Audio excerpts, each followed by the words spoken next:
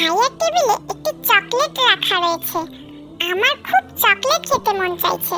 ভাইয়া চকলেট খেলে কি হবে? আমি একটু খাই তো। এখানে তো কেউ আর আমাকে দেখছে না, তাই না? তাহলে খেলে সমস্যা কোথায়? দ্রুত যে আমি চকলেটটি এক্ষুনি গপাগপ খেয়ে ফেলি। ইয়ামিন, তুমি কি চকলেট চুরি করেছো? না, মানে আমি আসলে চুরি করিনি। আমি তো শুধুমাত্র একটু ভাইয়েরটা নিয়েছিলাম। এটা তো আর কেউ দেখেনি, কিন্তু তুমি কিভাবে জানলে?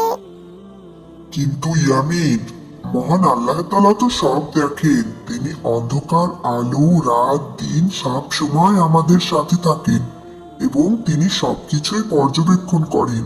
তা কি তুমি ভুলে গিয়েছো? আমার ভুল হয়ে গিয়েছে বাচ্চা গাছ বন্ধু।